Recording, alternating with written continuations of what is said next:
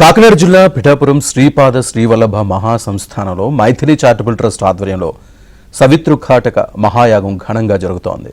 లోక కళ్యాణార్థం ఈ యాగాన్ని నిర్వహిస్తున్నట్టు ట్రస్ట్ ఫౌండర్ మీనాక్షి గిరిధారి చెప్పారు.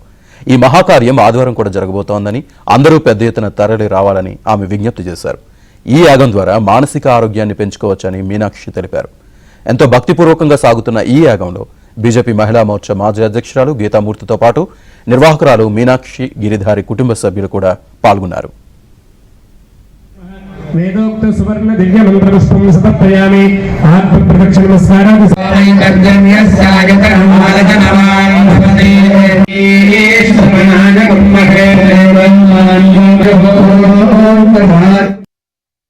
మైథిలి చారిటబుల్ ట్రస్ట్ ద్వారా లోక కళ్యాణార్థం సావిత్రి కటక్ జైన యాగం ఇక్కడ జరుగుతుంది.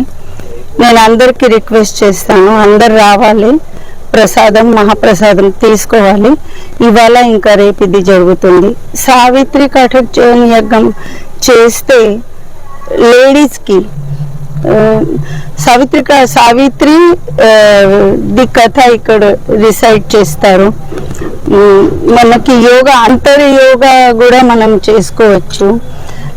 ఒక లోక కళ్యాణం కోసం ఇంత మంచి యాగానికి పూనుకున్నారు. ఇక్కడ సవిత్రి కాటక చయన మహాయాగం, ఇది చాలా మందికి తెలియదు. కానీ ఈ వేదిక ద్వారా చాలా మంది తెలుసుకొని ఈ యజ్ఞ ఫలాలు అందాలంటే ప్రతి ఒక్కరు కూడా దీంట్లో పాల్గొని ఈ తీర్థ ప్రసాదాలన్నీ స్వీకరించినట్టయితే బాగుంటుందని చెప్పేసి అభిప్రాయపడుతున్నాము.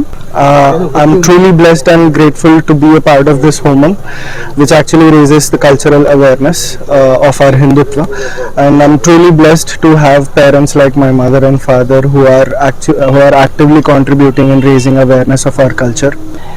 నేను పర్టికులర్గా ఇప్పుడు ఈ యజ్ఞం గురించి అందరు చెప్పారు, మేడం గారు చెప్పారు.